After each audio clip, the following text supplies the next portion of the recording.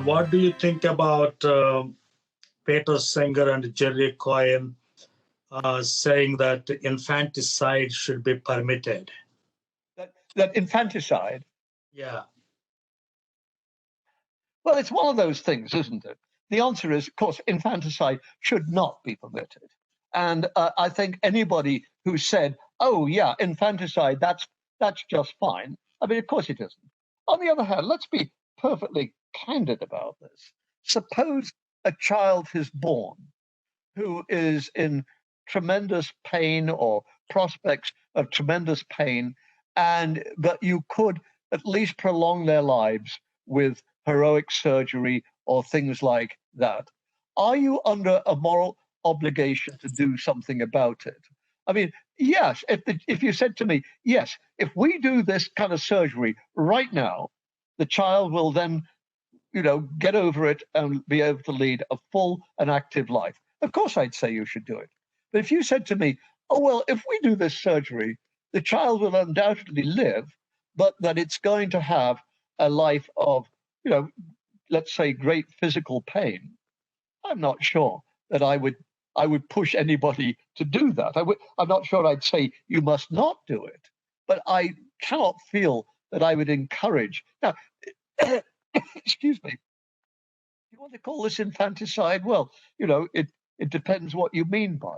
Obviously, if it's a question of, oh, well, you're a Jew or you're an Indian, you've had a kid, and we don't want any more Indians, so let me just tell you, if you have, your wife or your girlfriend gets pregnant, you have a child, we're going to kill it. I mean, of course that's wrong. If that's what infanticide means, then it's wrong. What Herod did to the children trying to find Jesus, that's wrong. But if somebody says, you've got a child who's terribly handicapped, but heroic whatever could save them, well, I'm not sure. It's like somebody who's old, isn't it? I mean, I'm 78, 79. Suppose I got Lou Gehrig's disease, so that I was more and more couldn't move.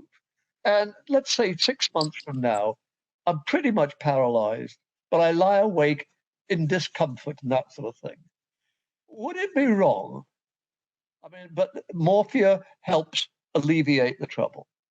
Would it be wrong for the doctor to keep increasing the amount of morphia or morphine that they're giving to me, knowing full well that this will kill me in a week, whereas I could otherwise live for 6 months? I would not consider that murder. Okay? I would absolutely not. I would say morally, I wouldn't want to do it if, you've got a particular religious position, or if the person said, no, I don't want you to do it. But if the person said, I'm not happy, doctor, and I make the decision for me. If the doctor says, okay, well, this is what I'm going to do, you say, thank you, doctor. I would not consider that as murder any more than I'd say, heroically rescuing a badly damaged child or refusing to do that is infanticide.